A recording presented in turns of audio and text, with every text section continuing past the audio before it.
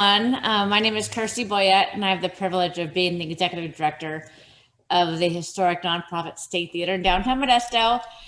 This is the first of our 5 series for our Modesto Film Noir series, and we're really thrilled to be partnering with Prospect Theater Company as well as the Gallo Center Repertory Company.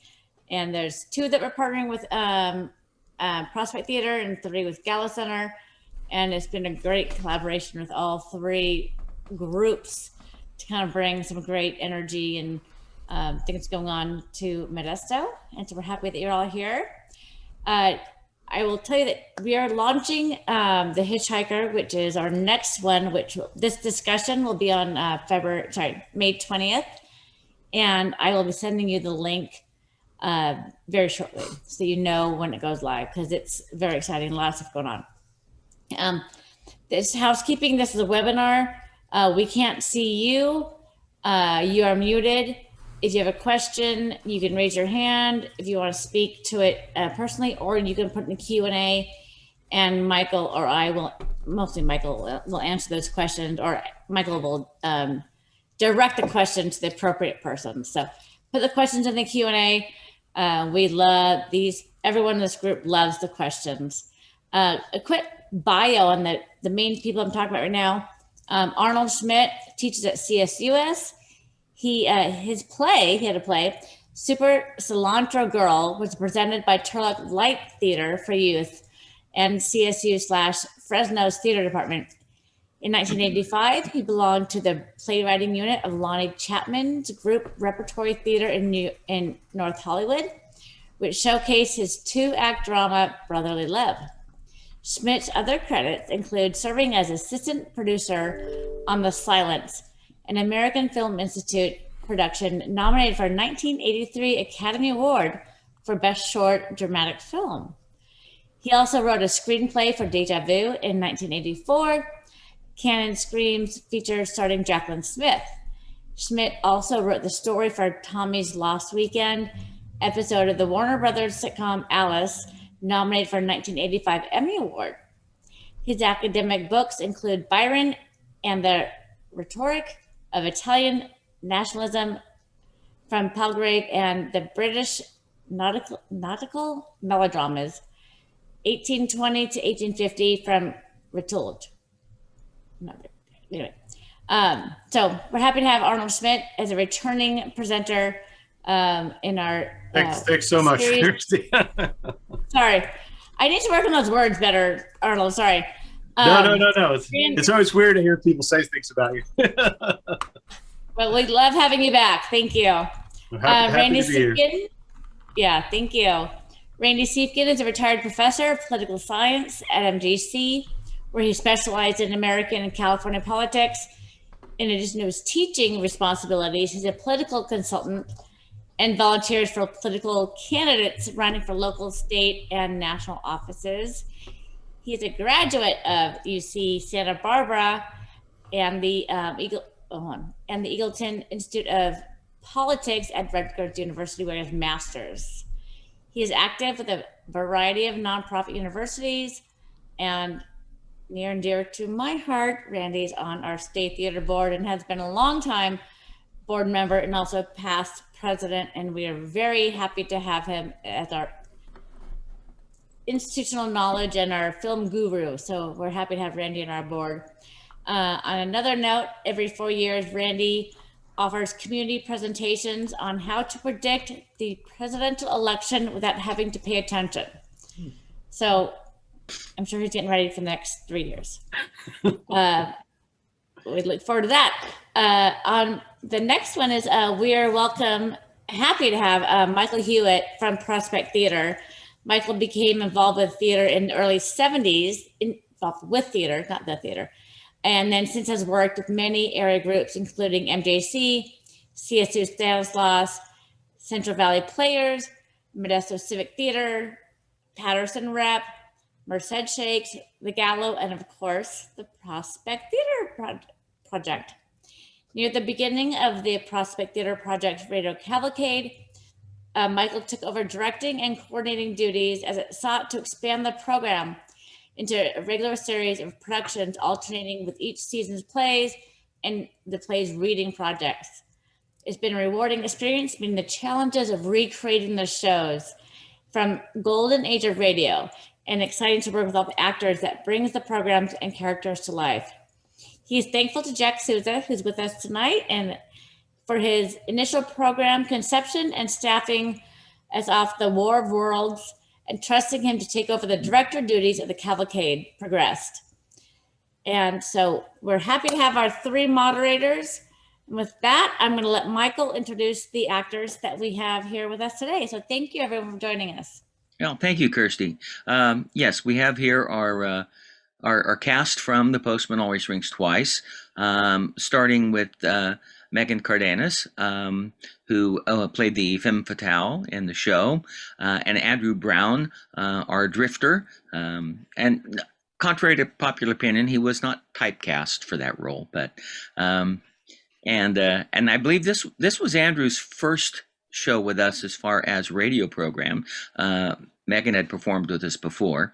Then there's, of course, our artistic director, Jack Souza, who we allowed to participate in this one and take on one of the roles, the role of Nick, the cafe owner.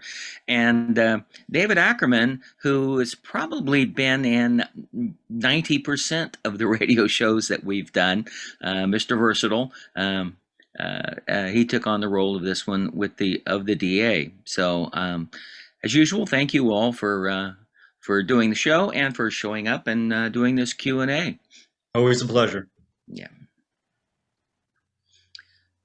So, can I remind you one more time to, if you have any questions as an attendee, to please put them in the Q&A, and Michael will take those and ask anyone that he deems appropriate. So please feel free to ask all your questions. Thank you. So my question is, why did you pick this particular film? And the follow-up question is, how many of the cast members watched the film, either before or since, or read the book? Well, I tend to choose films or shows that we do, like a two-stage process. First of all, I'm going through, I'm thinking of the genre that we want to, produce, and I look for the available scripts and, through my sources, and kind of see what's available. And then basically, how do they resonate? And of course, with Postman Always Rings Twice, that one was easily, a choice for me. I think it's one of the greater film noirs that we have. I was a big fan of Double Indemnity, which is by the same author, James N. Cain. Actually, if I remember right, if Double Indemnity hadn't been made, then we probably would not have seen The Postman Always Rings Twice. The studios were, very hesitant about some of the themes in the movie. So once Double Indemnity was produced, well, then they said, "Oh, well, we can do it too." And so just knowing that story and then looking for, the available scripts, and there was one, it just kind of made it an easy choice. How do I pare down the radio show to 30 minutes? Well, actually, that was done for us. That original script was a 30-minute script. It came from a 30-minute program. And it was actually done twice over the years, and both times used almost to the word the exact same script. So had the actors seen the film before, seen the film since it read any of James Cain? I haven't read I haven't read the Pulp Fiction. I haven't read the Cain, but I know the film very well. I mean, I'd already known it. I didn't have to watch it in conjunction with doing this. And I love the Turner Garfield version of this story. But I also I really remember Randy, you probably know, was it Bob Raffleson who did the Yes. one with Jack Nicholson and Yes. Jessica Lange. Jessica Lange. Mhm. Yeah, Hmm. I knew that. I knew that version as well. And frankly, I think the Garfield Turner version is hotter. Yeah. I think it's steamier. Uh, Much implied, yes. Mhm. And I was laughing as I was rereading the memos from the production code, which prohibit you can't show adultery or illicit sex, um, or explicitly treat it, and scenes of passion. I love this part. These should not be introduced except where they are definitely essential to the plot. Lustful and open mouth kissing, lustful embraces, suggestive postures, and gestures are not to be shown. In general, passion should not be treated in such a manner as to stimulate the baser emotions. well, I mean, if their hands were tied that much, Yeah. Turner and Garfield were smoking. Yeah. Just, whatever, however they were tied up, with what they could actually show. And you could see with the book itself, I mean, they really did tone it down a lot. Oh, The yes. scene where after they commit the murder of the husband and they're getting ready to push the car off the cliff, in the book they have sex before they do it. So it's just this kind of, oh, we got 15 minutes. It's crazy. We just killed somebody. So I mean, the kind of S&M stuff in the book is much more pronounced. Him beating her and things like that. So there's a lot more kind of stuff going on. Yes, so you can definitely. see why the studios were upset about it, anxious about it. You can see why Mussolini banned Ossessione when it came out, which is based on the book as well. Yeah. And why the film sat on the MGM shelf for 9 years before seeing the light of day. Wow, I didn't know that. Yeah. I think it's a better film than Double Indemnity, frankly. I guess I'm just saying I like it better than Double Indemnity, but I think it's more raw than Double Indemnity. Double Indemnity to me is a little bit more slick as compared to The Postman Always Rings Twice. But that's just my impression of it. Actors, cast members. David, did you have you seen The Postman Always Rings Twice at some point? I'd seen the Nicholson Jessica Lange version years ago and remembered most of it, mainly a lot of the steamy parts. But I did not get a chance to see the classic version, which I'm kind of sorry. That one I want to go check out sometime. Yeah, the obviously the 30-minute version that we did really pares down a lot of the other sub-conflicts and things that are going on in the story, and really just distills the affair between the two, greatly, in order to fit it into a 30-minute program. And it does leave out some, I think, some entertaining moments, some a lot of what went on with the attorney and the guys who tried to do the blackmail, and there were a lot of little conflicts in there that expand that story. That this just really comes down to the basic love story between these two, the love-hate story between these two. Well, given the restrictions that Randy just read off, I'm surprised we got 30 minutes of it. Megan, I have to say, based on the book and looking at the way Jack presented the character of the husband, I think he's closer to the book than the movie is. Jack was, he's kind of likable, and the kind of drunk but not too drunk, and singing, and there was a real amiability about him. I felt like you really nailed the husband really, really nicely. Arnold. I'm just an affable guy. You see that? Well, even the character of Nick in the film is nothing like Nick from the character in the book. Yeah. There's a whole ethnicity side to Nick in the book that the film doesn't portray. And was it Cecil Kellaway, right? Yes. In the film, and he's just a sort of a sweet old guy, and so those three are really not the same. Yeah. And he's no longer Greek.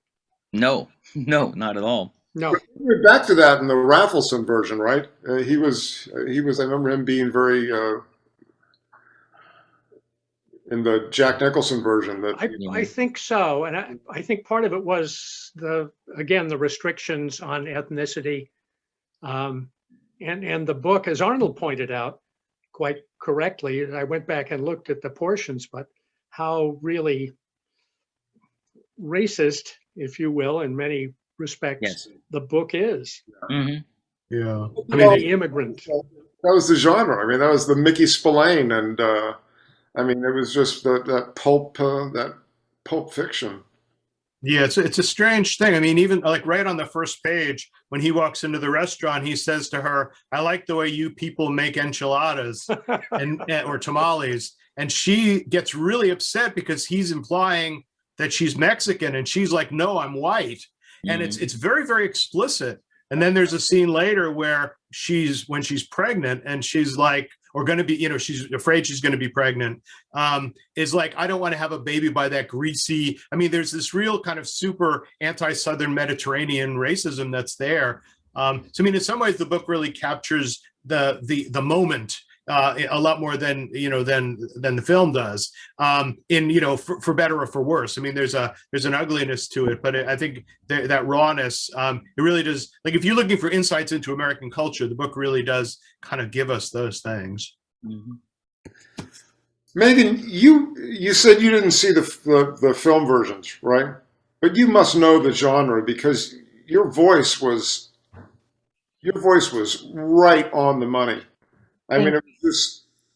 Yeah, I did some, because it's a period piece. I tried to in our other shows, but this one particularly was special. I tried to do some research on how to capture the way we acted in the 40s and the way we read in the 40s. And so, yeah, I put some work into that. I did not know the full story, though, until Michael shared the expanded plot with us. And I want to read the book, and I want to see the films. I just haven't gotten around to it yet. So, question for Megan. Were you really a femme fatale?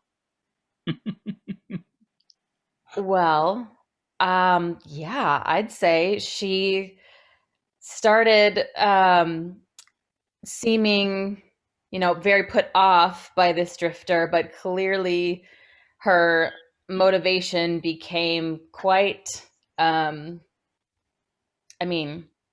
she was turned on by this dude and realized that he could help. She could take that he was turned on by her too. She could use that to her advantage, get rid of this guy who's going to screw up her dream and create a whole new dream. And so, yeah, and granted, she ended up getting screwed in the end, but she screwed him over pretty good too. To your mind, how early in this did she decide to do this? That's a good question. I'd say pretty early. I'd say probably for her, I'm guessing. My interpretation was after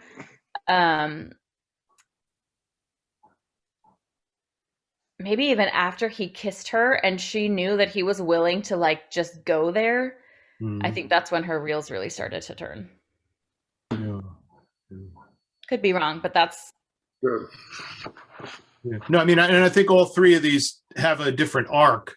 The book and the movie and the radio play as to when she makes the decision.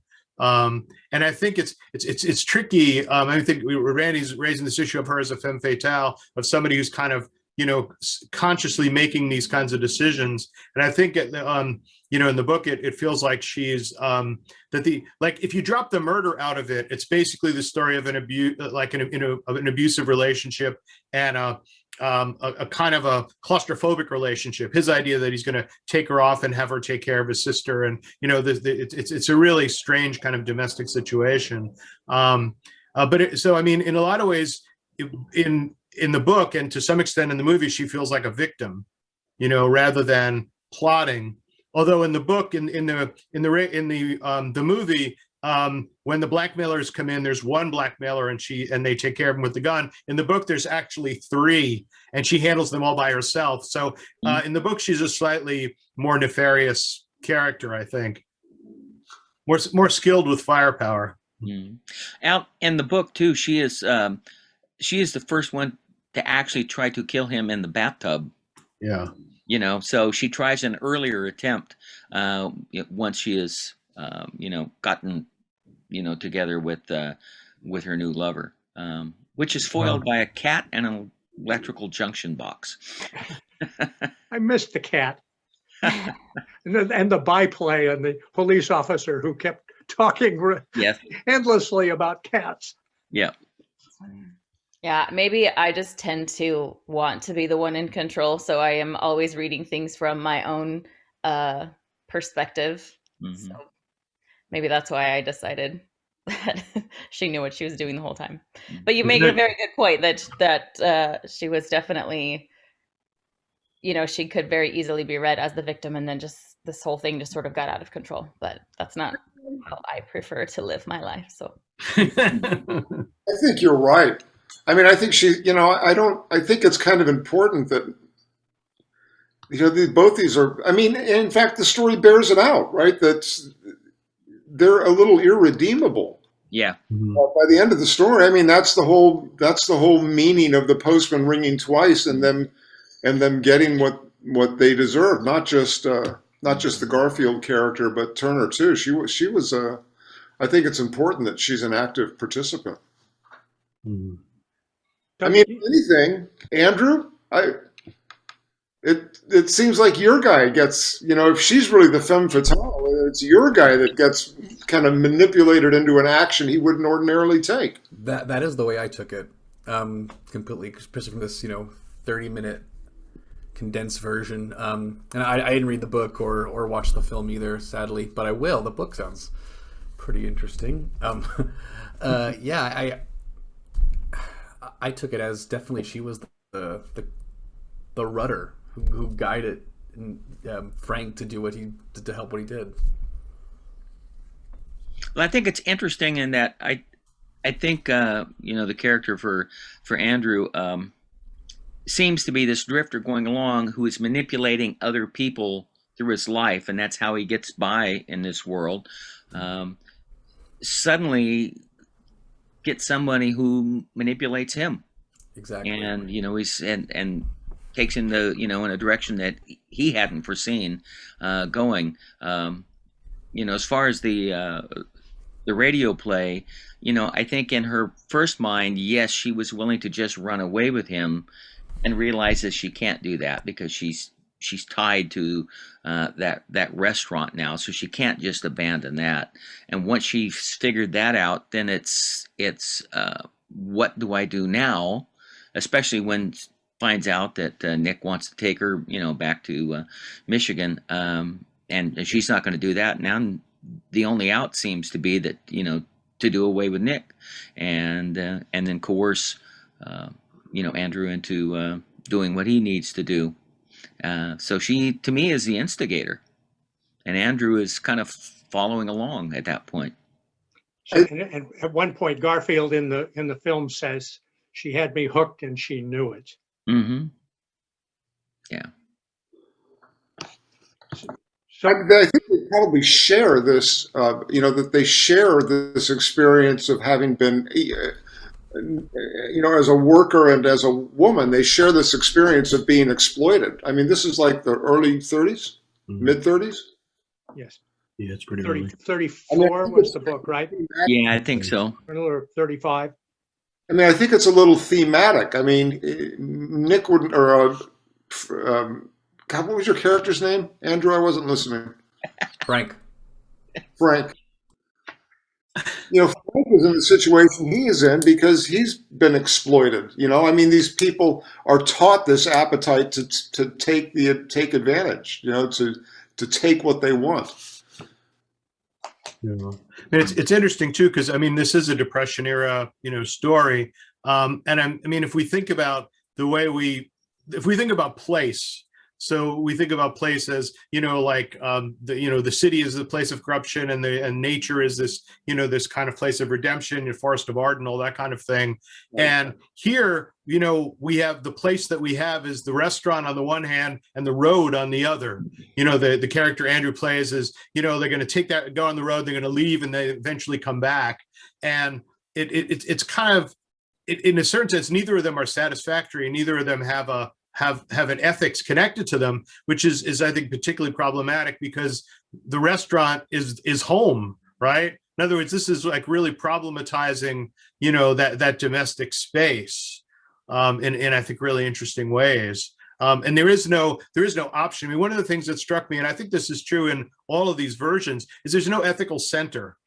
There isn't like, well, there's at least one good character, that you can say, well, so-and-so, the maid was nice, I mean, there's just nothing. The lawyers are corrupt, the cops are, inefficient. There's no sense of law, of justice. It's a very dark kind of world. There's nothing redemptive about it. Yeah, I mean, that's for noir.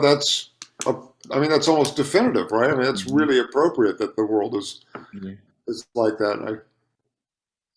Yeah, one of the things that we miss in the radio show is that Frank actually takes off and goes to Mexico and has another affair, and then is magnetically drawn back to the cafe and to Cora. But at one point he just said, "Okay, I'm gone," and she's gone for a while, and they both come back and reconnect before the wheels fall off the wagon. Yeah, and that's a significant trip for him too, because he goes down to, I guess, Mexico or South America, whatever, yeah. and he's hunting, big cats. Yeah. The woman he picks up, the woman in the movie that he picks up in the car is an animal trainer, and she has all these cats that she uses in movies, and so it kind of reinforces the cat role. In the book, more than twice, the Lana Turner character he calls her a wildcat, and I think she even says at one point, "I'm a wildcat," and so that kind of feline thing goes on and on all the way through, for whatever it means, because it's this kind of problematic of if that's the natural, if women are kind of naturally that way, and what are men naturally like. I mean, he's not a bed of roses either, so. So I'm interested in the general reflection on this film. What the czar of noir, Eddie Muller, who heads the Film Noir Foundation in San Francisco, says this film and Mildred Pierce showcases the power of women, and goes on to say one of Cain's major contributions to noir was his treatment of women. They're powerful, almost elemental forces of nature. Cain's men placed their faith in these women in a way the devout place theirs in God. It's a toss-up as to whether they'll be life givers or death dealers. Mm-hmm. Fair comment? Yeah, that's interesting. Yeah, and I just rewatched Mildred Pierce, actually, that you bring that up. And yes, she did have power. She was determined to, once she, originally split up with her husband, she was determined to make a life for herself, but more importantly, make a life for her daughter. She created her very successful business chain in order to do this. She basically pulled herself up by her bootstraps, rejecting, somebody who was trying to help her, rejecting him on a personal level, but taking his help. But then by the end, again, it was all for naught. At the end, all her efforts to provide the life that she thought her daughter deserved turned out that it was for naught. So and of course she had her flaws too. So I think that's something about the women in this. They are strong and powerful, but they are flawed, just like the rest of us. I have a question. So, talking with the actors here today, you guys did a great job. And I made the mistake of watching the radio show before the movie. So I didn't get the idiosyncrasies of the lines and the play and how it all was playing out. After I should have watched the movie first. I'll say that. But how, as actors, you guys did an amazing job. How do you portray that part without not seeing the movie? And you guys just did, you know what I'm saying? Like, you guys did a great job. And to say that, sorry, excuse me, that you didn't see the movie, you guys nailed it, but yet you didn't see it. So how do you articulate that, and how do you get your head in that space as actors? Jack? It's our job. It's our job to take a piece of text and interpret it and find that inner life in it. And a good writer, is gonna provide that continuity from adaptation to adaptation. But I don't think we're imitators. Yeah. We're the I loved it. I think that our job, and that's why we do the job, is to take that piece of material and find that life that lives beyond the pages and bring that to the story. Mm-hmm. Yeah, Yeah, every actor, involved in something like this, they never really, almost, I'll say never, set out to duplicate what somebody has done before them. They want to bring their own originality into it. Basically, they have their own personal experience. They try to relate that to the text and the story. To bring that character to life. So trying to duplicate, John Garfield or Lana Turner, that's never the goal. It's stay true to the story, find life in the character, but make it your own. That's exactly what I was just going to say. I would rather not see a version of a play or, a film version of a play that I'm going to do, or the play itself, before I do it, or at least have plenty of space between the time I will be performing and the time I happen to see it in the past. For that reason, like I don't want to mimic, I don't want to imitate. And this one was challenging to have no context for this 30-minute version of a much longer story. And it really did help when Michael gave us insight into the full plot. Because prior to that, I was confused by some things and didn't quite grasp the whole concept of, like, how do we get from here to here so fast? I don't. And you have to do your best. And even if I never did know, it would still be, like Jack said, my job to make sure that my character was. And this is another thing too. We're just reading, right? Like, we aren't interacting with each other on a stage. This was sitting still and trying to read. So everything is voice.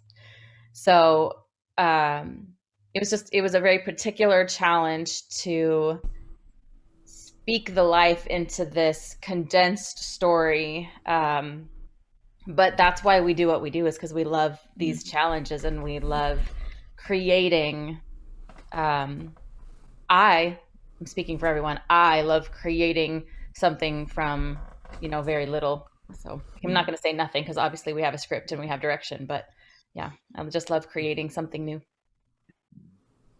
Yeah, there's a uniqueness to this particular, programming the way we did this, and that, through the Zoom format, in actual radio production, back when these were done, basically, yes, it was a radio. So you were relying on vocal characterizations, in order to tell the story, to impart your character. But these actors were still in proximity of each other. They were able to, physically be in the same room, in the same space, and get that feel of having these characters around you to respond to interact with. Here, we weren't in the same room.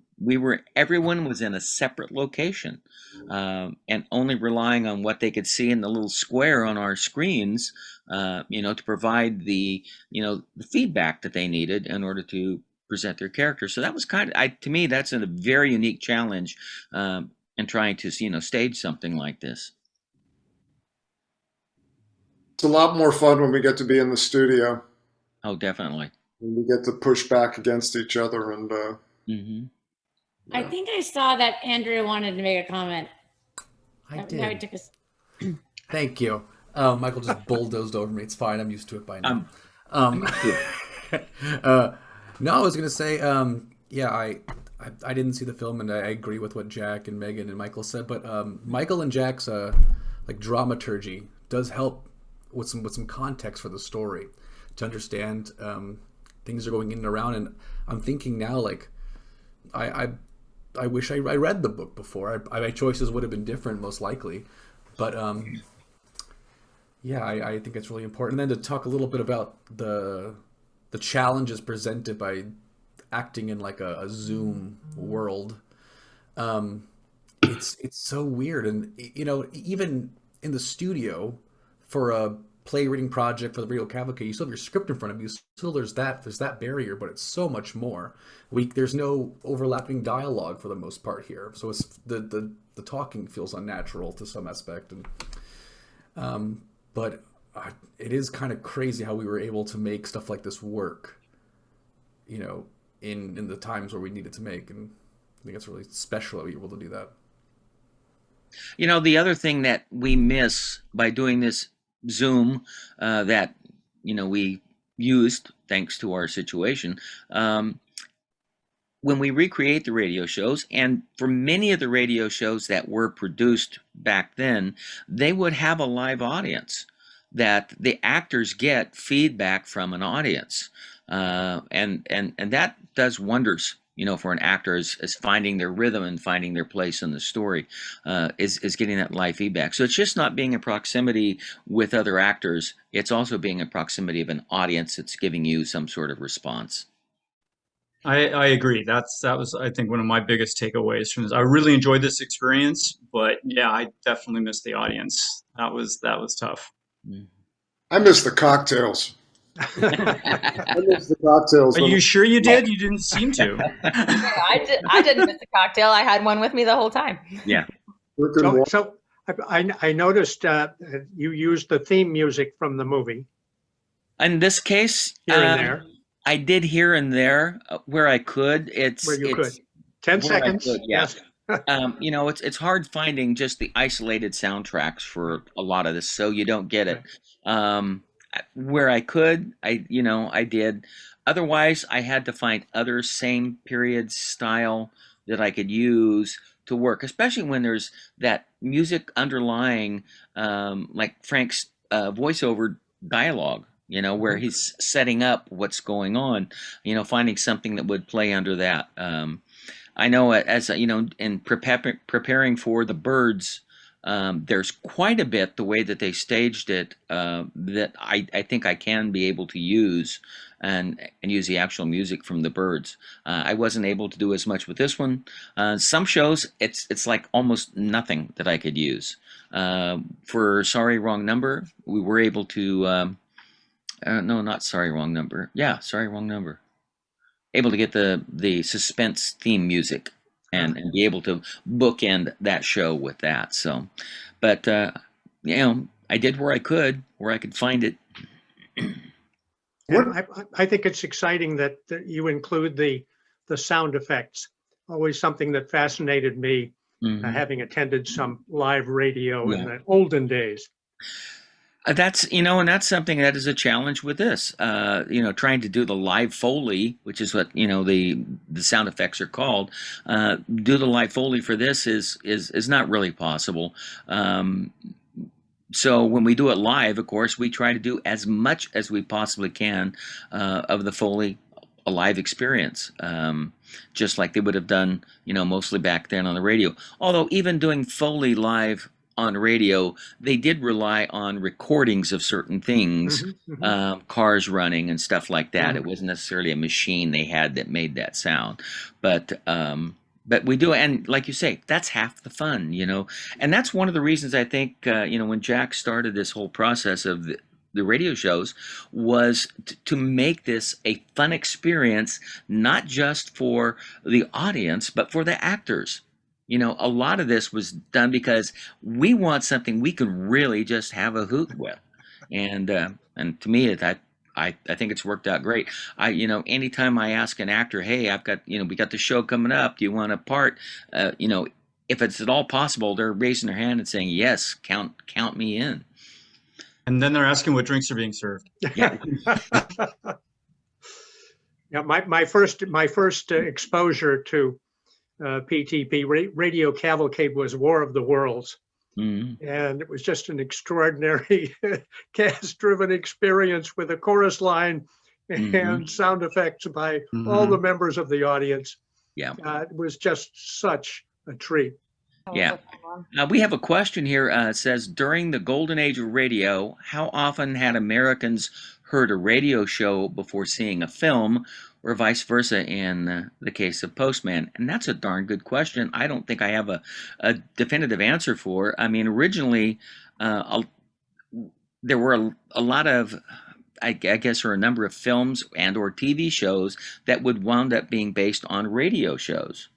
But by the same token, a program like Lux Radio Theater, their entire goal was to take a very popular film and turn it into a 1-hour radio program. Mm-hmm, mm-hmm. So I think there was a little, give and take back and forth. Synergy, yes. And plus, it was an opportunity to plug whatever new movie was coming down the pike. Exactly. See these, see right. Garfield and Turner. Yeah.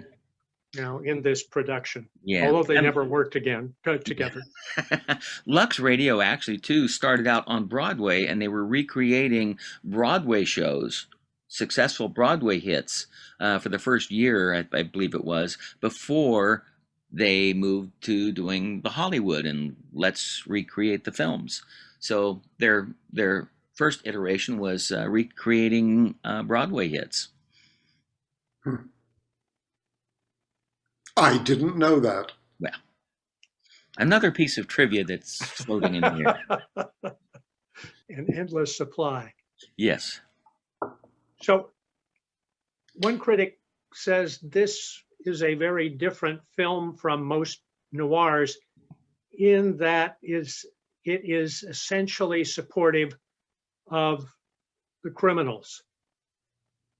Really? That's. I'm thinking of Double Indemnity. You're rotten. No, you're rotten.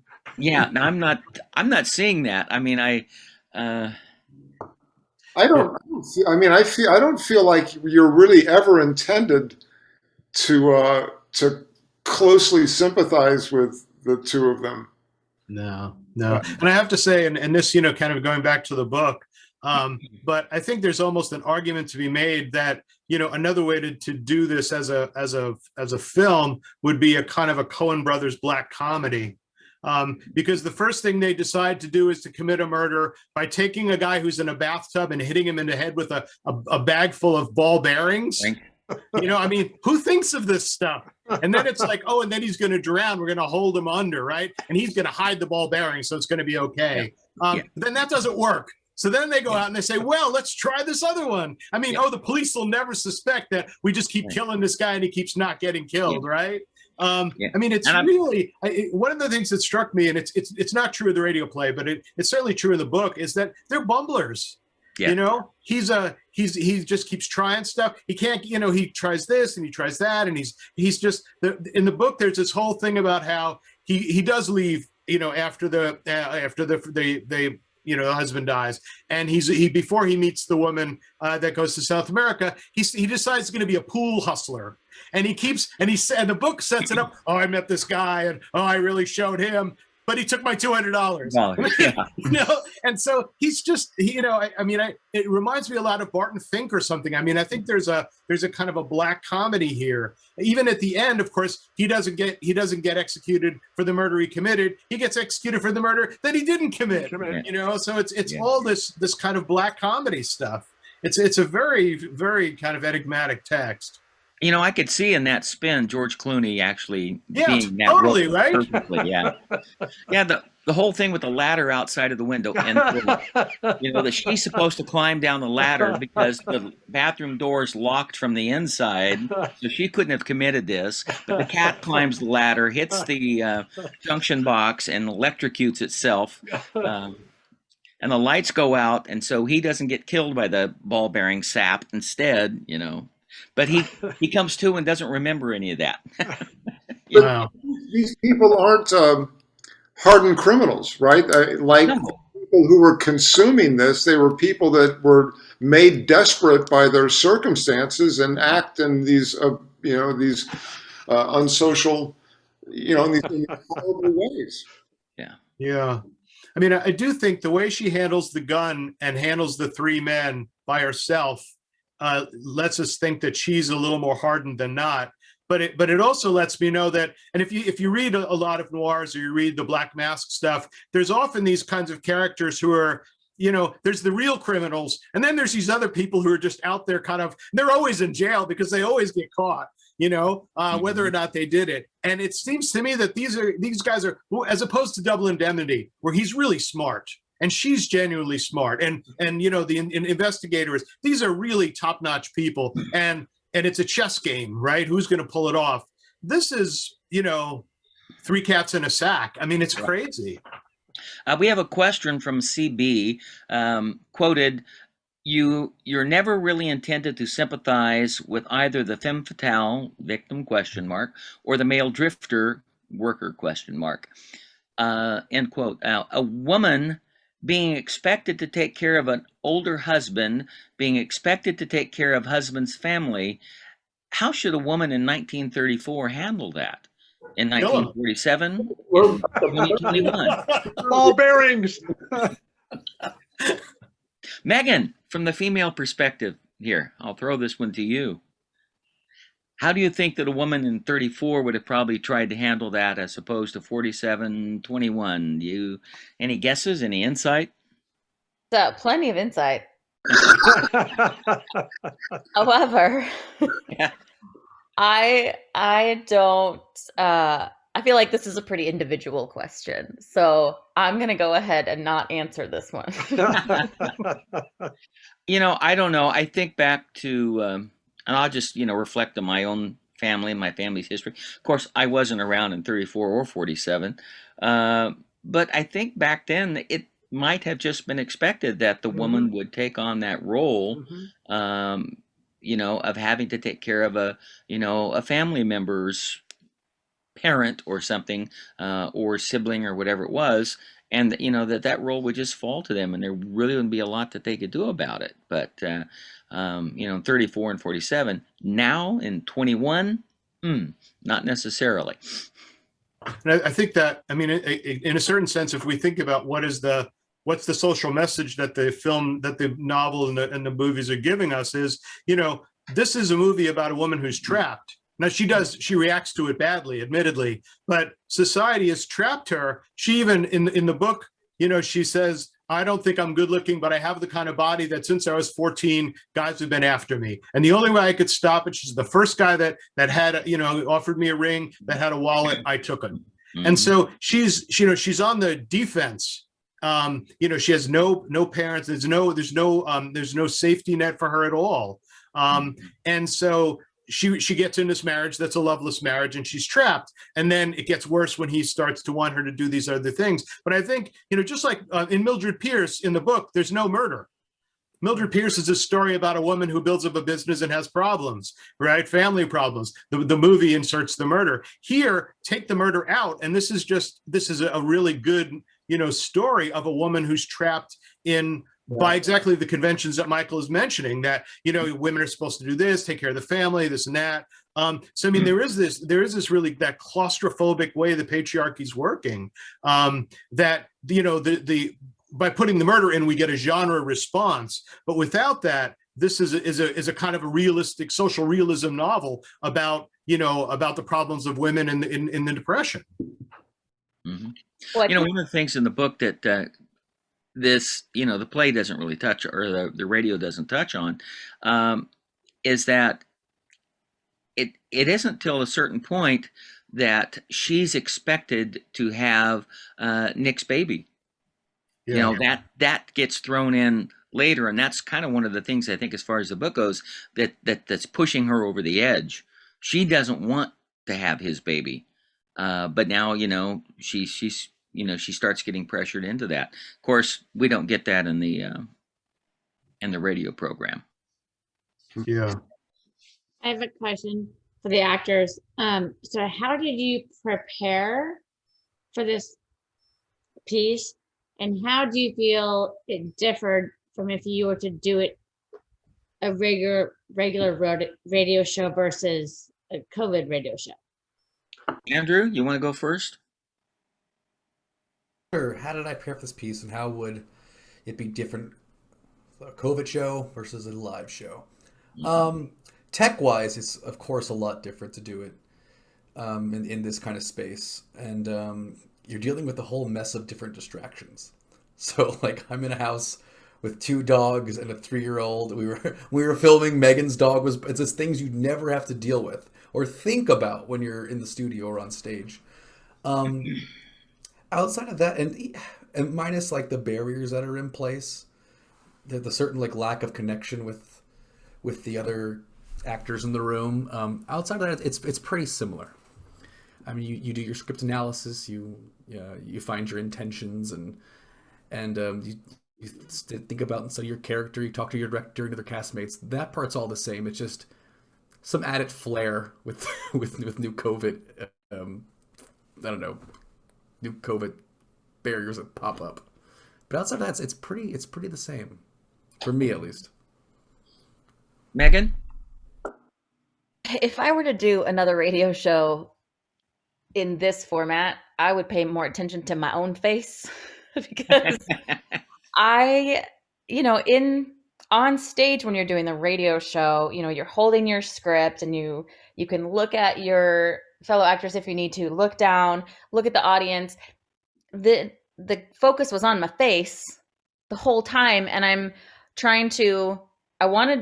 made intentions to address the camera directly. So I was doing that. I was also trying to look for visual cues from my co-actors on this one side, and then reading my script on the other side, making sure I'm scrolling through my script properly so I don't miss anything, trying not to shake my laptop as I'm doing all of this. That the actual performance part of it was stressful. And then I noticed my own face a few times doing weird twitchy things as I'm trying to keep track of it all. So like, that is not, because I'm not a TV or film actress generally, this is not a training that I have. To be so aware of my face in a close-up, because particularly when you're on a stage anyway, you're feet away from people and those tiny little movements aren't obvious. So that part, after I did not watch the whole thing. I could not bring myself to watch the whole thing because I started to see my face and I went, oh boy, those are some funny twitchy things, and I just had to stop watching. And Megan, I have to say, one of the things that particularly struck me about the show, and that I like when I remember the show, I remember is your profile. You hit a 3/4 profile that was just really powerful.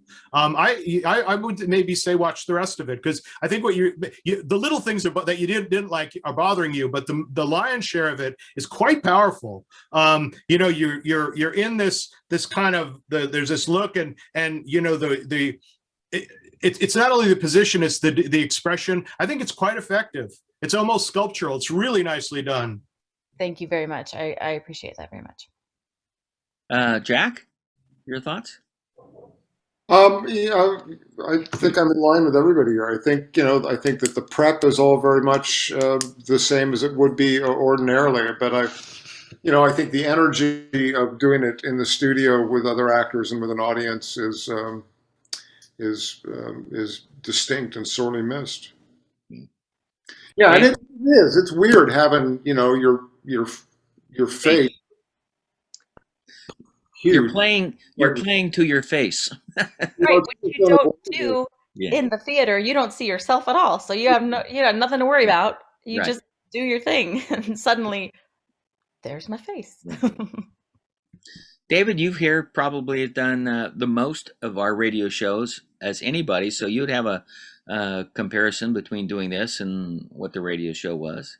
And I definitely echo everything you guys have been saying, especially Megan. I know what you mean. And I think even more interesting, I think with all the radio plays in the past, because we've kind of realized it's for radio, or at least subconsciously, I think sometimes we even get a little more exaggerated with our facial expressions and with some of our gestures and such when we're actually doing the performances, because we're having fun with it, but we're focused on the vocal part rather than the visual. And so it's tougher. This medium forces you to kind of stay more aware of the visual than we would normally do. And yeah, that was a bit disconcerting. I saw a lot of mannerisms during the performance that I was like, okay, I would probably do that on stage, but I think if I had a chance to do it again, I wouldn't do it on screen. Right. Yeah, when often when I'm directing these as we normally do them, I'll mention to the actors to try to be physical with their bodies, because that will help them be physical with their voices and help add extra information to their vocal characterizations. And doing this, a good part of our rehearsals, this process, was working out the technical aspects, not necessarily the character aspects. Most of the actors, when we have here, who do our radio shows, have a strong innate instinct for characterization.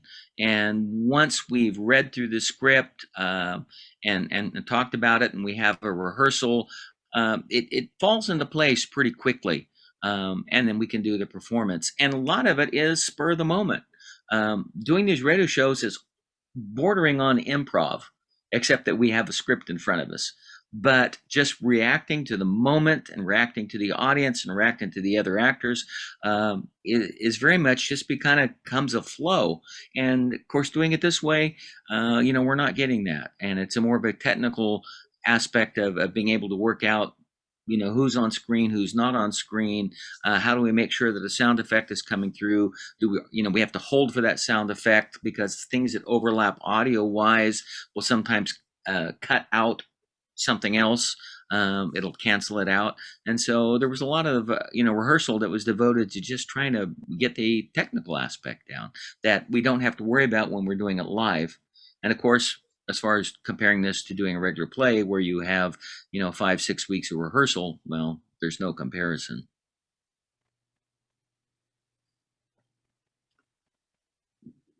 So back to a substance question. How many of you were thrown initially by the title of this production? And you didn't hear it until the very end, and it was like, where is this going to tie in? Where is this going to come in? And it was like, yeah. Mm-hmm. So was it ill named, perhaps, or no? I don't think too much explanation. I think that the message was there. What does that mean? Why does a postman ring twice? Mm-hmm. Well, to make sure that the person gets the mail. In other words, they get what they got coming to them. Yeah, first read through, you may not catch it, but when you catch, when it explains it at the end, as far as the actors, you should realize that that's what it's talking about. In the end, you get what's coming to you. So, the title does, play in, although you don't see a postman anywhere in the story. So, in the old days, I guess, the really important mail, yeah, he or she rang twice. So Mm-hmm. that interesting, the concept of doubles, which I'd never really thought about, but obviously the name of the film, but there are a number of other instances in the film. They tried to kill him twice, obviously. The name of the diner is the Twin Oaks, mm-hmm. Et cetera, et cetera. There's the two lawyers, the two lovers, yeah, the two women, mm-hmm. the two cats. The two cats, yes. Yeah, and Nick's voice coming back out of the off the cliff. Yeah. So, Right, the echoes. Yeah. Yes, that's right. And the lipstick, the initial lipstick rolling toward Garfield, and at the end, her hand comes out and the lipstick rolls to the driver's side of the vehicle. Okay, now I really got to watch it. and is a good you film. should note, I was about to say Lana the same thing. Turner's. Like Megan needs to watch it. You Yeah. need to see. Like, The, there's the so many lipstick scene is innuendos the that- greatest, one of the greatest openings in noir. It is, yeah. You know, we And- see and her, I- her shoes, her legs, and the lipstick, Yes. and then there are two reactions. And her It's a costumes. wow. I mean, she, you know, this is a woman who's working at a sleazy diner, Mhm. Yeah. you know, out in the middle, and she got to pick out her own wardrobe, Mhm. I guess. And notice that she normally wears white, sometimes wears black, but the director of the film said, well, we dressed her up that way so to lessen the salaciousness of the part, you know? Mhm. So didn't make her, she really wasn't a femme fatale, you know?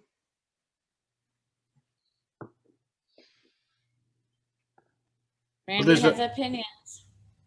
There's a question. There's a comment in the chat about noirs were filmed mostly by men, except for next month's. It's a good opportunity to talk about The Hitchhiker, which in a certain sense kind of goes against all of this kind of stuff. There are no women in it. The men are away from their wives on a fishing trip. So the women are kind of off camera and talked about, but they're not there. The femme fatale is a guy, right, with a gun. And of course, it's a woman director, Ida Lupino, kind of totally deconstructing this whole notion of, of the patriarchal model, but also some of the other issues that we've talked about. If the city is dangerous and you go into nature, into the wilds to get free, it's nature that is dangerous. And there really isn't any city. I don't think there's no urban. They show up in a town or something, but there's nothing urban about it. So in some ways, it's a really nice and interesting pairing. They'll go together well. And we paired that with the Gallo Center's presentation of a very different Hitchhiker, a Orson Welles production from 1941. So rather interesting take on the notion, and you may never want to pick up a hitchhiker again.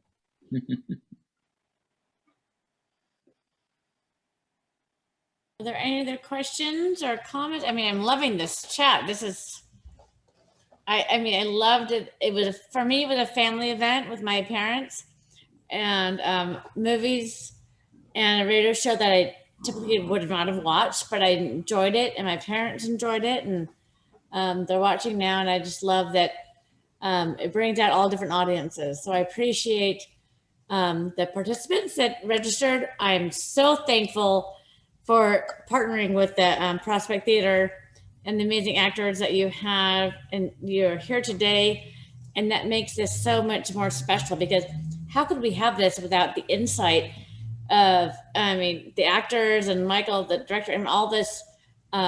It's just a great partnership, and I'm super excited to get to do this. Yeah. Any other comments from the crew and everyone's on the Zoom? And we're another one excited coming to be, up?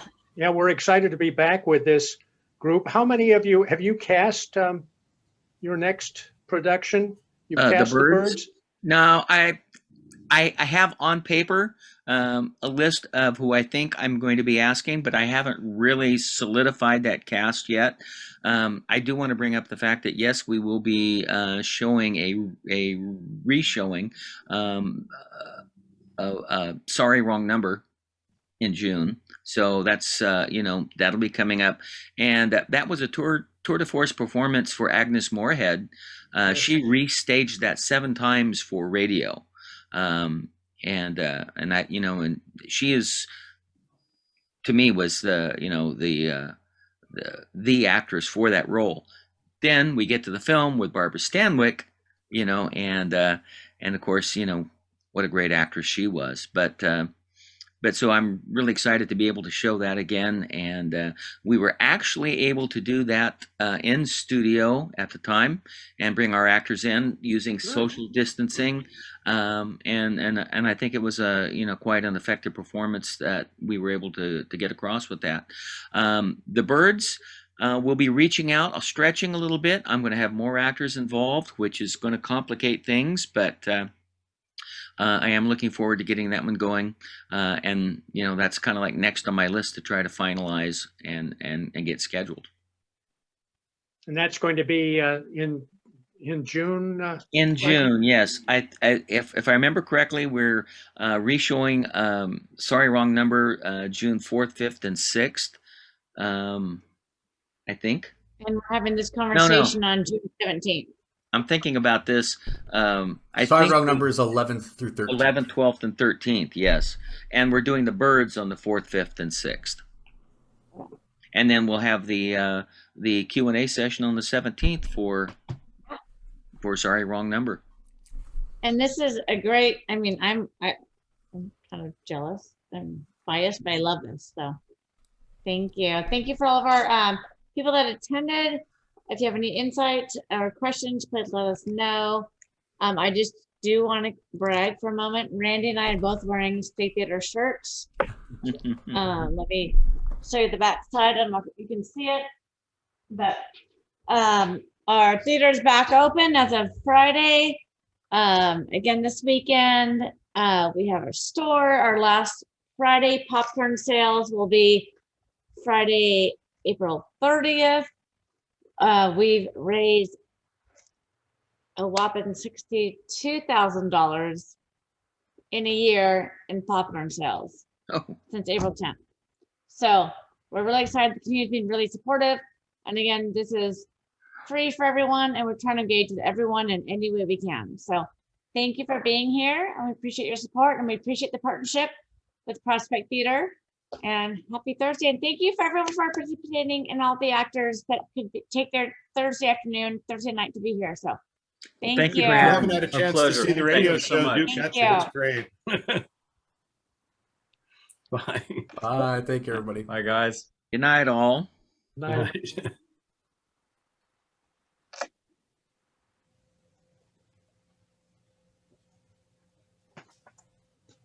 People are staying on if you guys want to answer any other questions.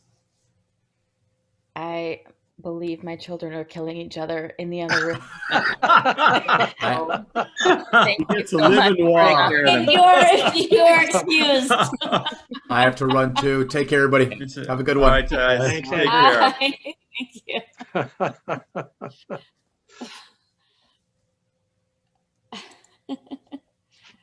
Randy, that was good. Good show. Yeah, no, it was really, Yeah. top notch. So, so we need to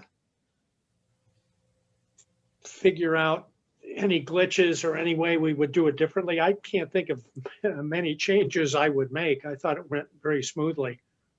Yeah, I loved it. Yeah, good. They're a good crew and they're good to work with. Now, do we have a count of how many were on actually? Our high was 13 attendees. We still have 5 people that want to love us. Yeah, so our high was 13. We had 33 people register, so that kind of, but Well, it's a first time out, and I think maybe the synergy will build audience for us. I would agree with you. I think it's an opportunity to do something with the birds, which I had queued up before.